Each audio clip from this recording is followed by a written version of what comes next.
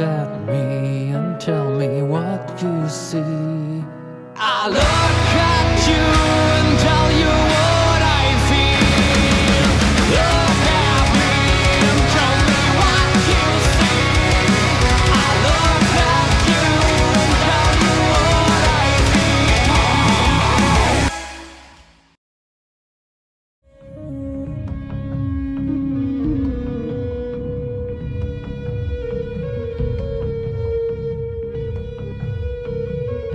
Welcome back. Today we're taking a look at Cube 2, Hypercube. However, before we start, let me give you some background with the original Cube. A film by Vincenzo Natali, Cube was a minimalist claustrophobic thriller about a group of people finding themselves waking up in a maze consisting of cube rooms. Some are trapped and lethal. And when I say minimalist, I mean it. Taking place in identical rooms of the Cube, it only had one set. We never see the outside, and we only get a few vague details on the time it takes place in. It's a fantastic mystery thriller movie, and it has no place on this show. And then they made Cube 2, Hypercube. Will it measure up to its predecessor? Of course not! It's called Cube 2, Hypercube. We begin with a glimpse at the new vacuum-packed protagonist. Sealed for freshness. Acting ability, not guaranteed. Then we see a woman wake up in the titular cube, and the camera is zoomed in to a nauseating degree. Mainly to try and make you feel claustrophobic in an incredibly lazy way, and it just comes off as really shitty camera work. And it's at this point you might see the problem with this film. Everything is bright white, which is the exact opposite of what you want if you're trying to have a claustrophobic feel. And because the rooms look identically white, you see the cheapness in the set design. Cube used one room throughout, but because of clever camera work and changing of the room colours, it still felt like a huge complex. But this film gives you nothing to suspend your disbelief. She opens up a nearby hatch, and as she makes her way through, she's pulled by some unseen force. And that's your opening, people. It was supposed to mirror the opening of Cube, in which a man wakes up and is then killed in a rather gruesome way. But the difference between that Cube and this one is atmosphere. It was just frenetic and poorly shot. Andrei Sekula, the director and cinematographer for Cube 2, was also the cinematographer on Reservoir Dogs and Pulp Fiction. But here, he seems so utterly terrible at framing even the most basic shot. Seriously, how does that even happen? Wait, is it called Cube 2 or Cube Squared? Because Cube Squared Hypercube is a way stupider name. The film begins proper with the opening of a hatch and a man complaining about not seeing any numbers. Don't I at least get a shot with my numbers, you stupid fucks? I want a chance! What he's talking about is that in the first Cube, all the rooms had a numerical sequence, and that sequence told you where the room was in relation to the whole cube, and whether the room was trapped or not. So the fact that this cube has no numbers means there's no real way of escaping, and no intent for the people inside to do so. So why put them in there in the first place? Why not just kill them? Also, the guy opens his briefcase and finds it's completely empty. Again, in the first one, the characters were only given what they needed. Glasses to see, shoes to test for traps. So why leave the briefcase? It makes zero sense. Then we meet our main character, Kate, and she finds our second character, Simon, who, after pretending to be unconscious, hears her concern for him and immediately attacks her for it. Because she gave him every reason to pull a knife on her. Trying to help, showing concern. Does this guy like to punch nurses to the ground on his day off? So after holding her at knife point, they start asking about where they are. Like it didn't even happen. Kate's not even suspicious. So when someone else shows up, they deal with it more rationally. Or do the same fucking thing again. Get down here now or she's dead! Some hero. I have that effect on man. Glad to see you haven't lost your sense of humor. Lost her sense of humour? What the fuck kind of line was that? Two people who just met never say that. That line is for someone who knew her before this. Also, there's something else that's bugging me. In Cube 2, the names are very stock and boring. Whereas in Cube, even the characters' names meant something. Kazan, Holloway, Quentin, Levin, Worth. They're all named after prisons. It's not necessary, but it's a nice little detail that adds to the feel of the film. And it's just another thing that makes me think the writers of Cube 2 just didn't get it. The guy keeps moving around the different doors, with Kate and Simon doing the same shtick. Then Kate follows the guy through, and as soon as the door closes, she loses both of them. Then we meet another character, and she's a blind girl called Sasha. Finding it annoying at all these characters being introduced at once? Well, too bad, because here's another one, Jerry. I was beginning to wonder if I was the only one in here. Yeah, glasses, sweater vest, clearly the nerd of the group. And he's fiddling with his watch, so we know it'll be an important plot point later. Can't let your twist be too surprising.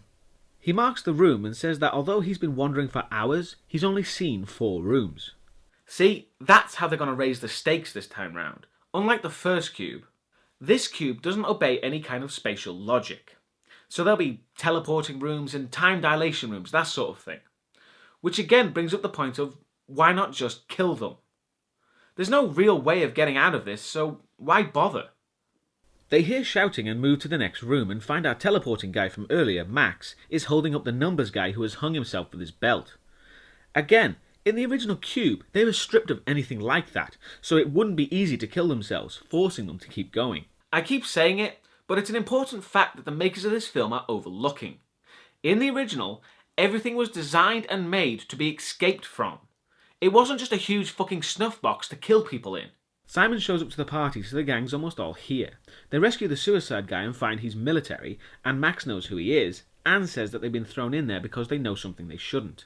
He's Pentagon high-tech liaison. How the hell would you know? Buddy of mine's doing 10 to 20 upstate for cracking the mainframe on the Pentagon 2 years ago. I helped him write the code. Figure maybe that's why I'm in here.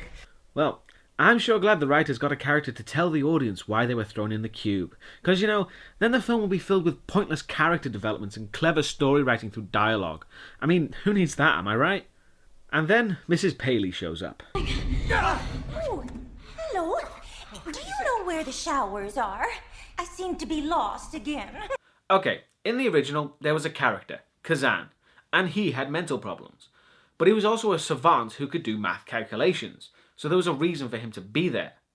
So for Cube 2, they had 2 people, one with mental problems, the other who's blind, because that will make a sequel. Mrs. Paley has maybe one line that gives them some good information. Apart from that, she's useless. And I'll be getting to why the blind girl makes no sense and is completely stupid a bit later. So it's trying to be like the first movie, but amped up in arbitrary ways, without giving a reason for it to be there, or have any fucking point. The room starts to move and they try to get answers from the military guy, but they get nothing. And then the wall makes its approach. The military guy handcuffs himself to the rail and swallows the key. Kate tries to save him, but there's nothing she can do. The wall reaches his feet and it starts to age his body rapidly. Hey asshole! You fucking handcuffed yourself there, don't go taking her down with you. The wall continues to move from room to room, and then there's a montage of them trying to avoid it. They stop for a rest, and we get the same goddamn scene again of them moaning and whining at each other. The only new thing we learn is that Jerry made the doors, which doesn't make much sense after this revelation. It's a tesseract. Yep, they're in a tesseract, or a hypercube. One of these. So I really don't know how you can design anything structural in a hypothetical concept. And let's be honest here, the only reason the writers are using a tesseract is because it's cube-shaped and it allows them to make shit up however they like. It's a very lazy way to try and make the writer look a lot smarter than they actually are. They look up and find there are more numbers already written on the door above. And considering our guy Jerry's watch has been quite deliberately shown, it's pretty obvious where they're going with that number. Max opens up another room and finds the final main character in the film, which makes me question the effectiveness of the cube if she's been perfectly fine this whole time, not moving an inch. Oh, and she's the hot woman, and that will be her main defining characteristic. She has some small bits here and there for the plot, but she's hot, and the movie wants you to know it. Don't believe me? And this is a spoiler here. She dies having sex. That's really fucking stupid. So they all sit down and talk it through again. And they each talk about what they remember doing last. But unlike in the first movie where we didn't know if they were misremembering, lying or something else, we are just shown what they were doing, leaving nothing to speculation and treating the audience like complete morons as there's nothing to work out or think through. It's like the filmmakers didn't trust the audience to understand how clever they were with all their twists and turns, so they just outlined it step by boring step. Now we know that all 3 are lying through their teeth, eliminating any sense of claustrophobia or paranoia for the audience, shattering the atmosphere the first cube did so well. And hey, when Sasha recalls what happened to her, they show an empty vacuum pack bed. I can't comprehend what kind of twist this movie's gonna throw at me. It seems like the only person telling the truth about what they were doing is Mrs. Paley, but she still insists on saying it like this. The last thing I remember is taking the dog for a walk. Simon finds a watch hanging up, and it's actually Jerry's watch, which he is also wearing. Remember kids, the watch is important. Have the writers made themselves bluntly clear yet? Mrs. Paley, for some reason, opens a door up and finds someone else who's alive long enough to scare the shit out of everyone and then die properly. It's a good use of a character. And let's be honest, these characters can't think their way out of this situation, because even the writers had zero confidence as they threw this guy in there, the genius physicist to do all the calculations for them, and then die neatly out of the way. Can't have a competent character in there messing things up.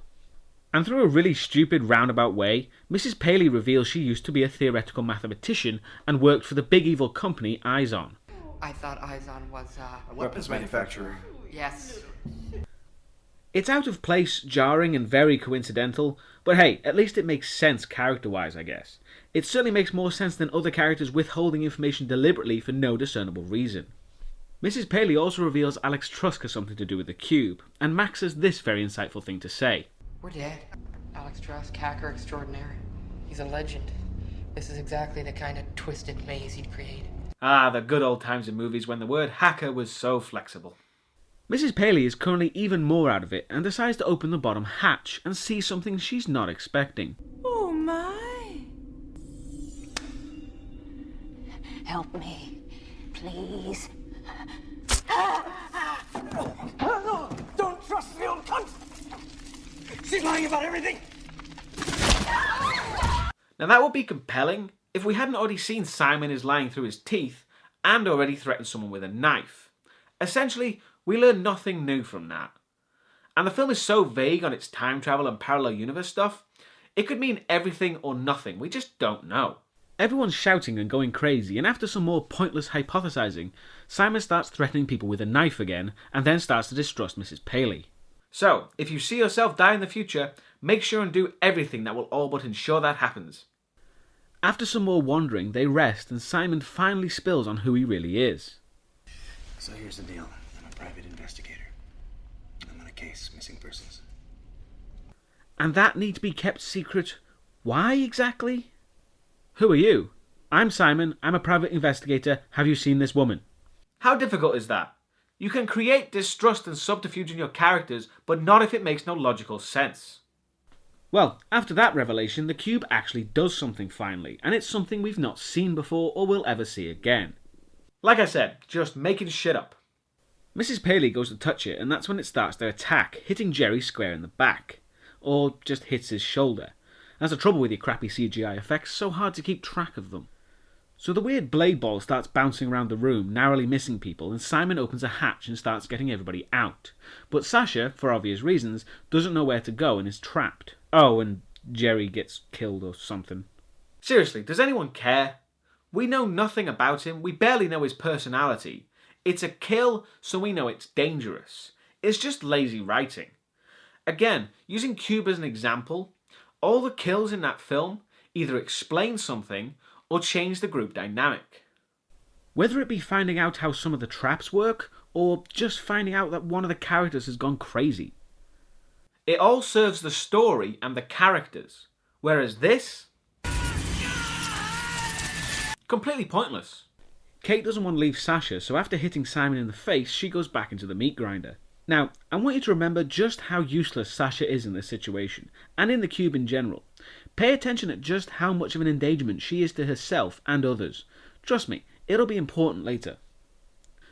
Kate and Sasha aren't able to move, but just as quickly as it started, the cube begins to get smaller, and after a while it just disappears. Which is again, different to the room transitions we've already seen, so I've no idea what that was. And now Simon has gone mental, and he's tied up Mrs. Paley and is interrogating her. Because she's been such a large wealth of knowledge and help so far. And I know I keep bringing this up, but it's important. Simon's character is a poor imitation of Quentin from Cube, who started out as a leader for the group, but slowly unhinged until he became a nutcase. But with Simon, he started out suspicious and just went downhill from there, with no surprise to him becoming unhinged. There was no effort to make his character more well-rounded. It's like they just wrote in the script. Simon, psychopath. In fact, here's what I think the script looked like.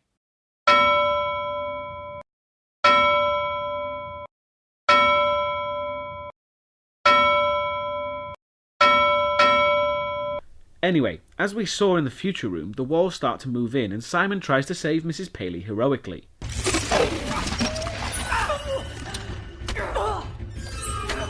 Or that works too, I guess, and to his own surprise makes it out of the room without being decapitated.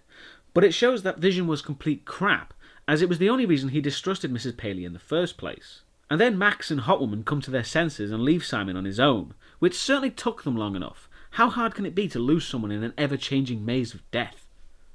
Back with Kate and Sasha, Kate's trying to figure things out. For all we know, it could be somebody's birthday, or zip code, or just a serial number. My god, she's fucking useless. And it may seem like I'm just picking on the blind girl here, but I'm really not.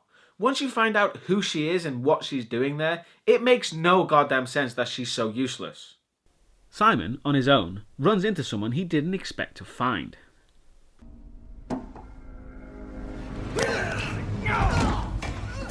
Hello, Jerry. Who the hell are you? You don't recognize me. Where am I? How do you know my name? Wait, you don't know me? No! Oh hey, it's Jerry. That just makes me care even less about his death. And everyone else for that matter. And Simon, instead of helping the resurrected Jerry, kills him. But he doesn't just kill him, he eats him as well. He's full on evil at this point, and did anyone not see that oh so surprising twist coming? From threatening the first person he saw with a knife, to acting paranoid, to knifing elderly women, his character has been so well written up till now. Kate and Sasha find a room filled with everyone's bodies, which is apparently a universe where the cube does fuck all to them, and they die of boredom. The cube is supposed to be a huge death machine. If they just die of dehydration or something, then the cube is not working right. I know this is supposed to be an emotional moment for Kate and to give a more defeatist atmosphere, but we've already seen most of these characters die elsewhere in different ways, so it's just random confusion. If they came across this room before anyone died, then it would have given this scene a much needed punch.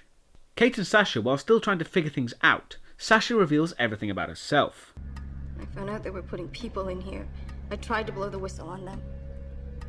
So they came after me and I escaped into the one place they wouldn't dare follow me. In here. Sasha. Of course, Sasha's a nickname for Alexandra. Alex Trusk. So she went into the cube knowing that it would kill her. She created it, but doesn't know the first thing about it or how to escape it.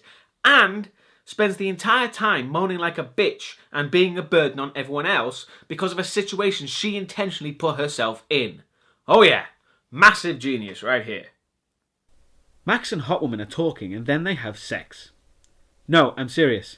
No setup, logic, they just have sex. And as I said earlier, they literally fuck each other to death. Oh my god. He just came and went. I'm so sorry for that joke, but seriously, that's the level we're dealing with here. Also, it was revealed in a scene I spared you the boredom of that Hotwoman was Izon's lawyer. So I have no clue why they'd throw her in the cube. Come to think of it, I'm questioning the motives of a company that think a metaphysical construct is a better method of getting rid of people than a fucking gun. So Simon, after killing Jerry and taking his watch, for what reason I don't know, I guess he just really wants to know the time. The woman at the start shows up, and although she's the person Simon's been looking for, he kills her pretty much immediately. Sure, why not? It would be nice for a movie about a trapped maze that kills people to actually kill people, but it's much more interesting to have a knife-wielding crazy guy do it instead. Kate gets Sasha to move her useless ass as the cube actually does something. I know, freaky, huh? As the rooms start to compress into each other, becoming one room. And Simon shows up in one of the doors, but Kate just stabs him in the eye, which you'd think would kill him, but no, he's right behind her holding Sasha. Hello, Kate. Let her go. So for all intents and purposes, he's been wandering around the cube for decades possibly, and has turned up again now. But as we saw, the rooms are merging because it's collapsing. So why is he in a different time frame to everyone else? Surely as the cube collapses, the timelines get closer together. I know it's not supposed to make sense, but there's no suspension of disbelief. It does just feel like the makers made shit up. Anyway, we're nearly done here, let's get it over with. Simon kills Sasha because why the fuck not, and Kate manages to fight him off and knock him out. And then she finally realizes the number is the time when the cube implodes. You know, it's about time. You had 3 supposed geniuses in there. Admittedly, one was dead and the other cuckoo for Cocoa Puffs, but it didn't need to take this fucking long to figure it out. Kate jumps through just as the cube implodes, and after a CGI sequence designed to kill epileptics in the audience, Kate emerges on the outside in front of shadowy businessmen. Yes, turns out she was working for the bad guys this whole time. Do you care? I don't care. That's Izon, the company created by this film to give the cube a reason and a face behind it. And I don't know why it needs to be here at all. In Cube, everything was a mystery.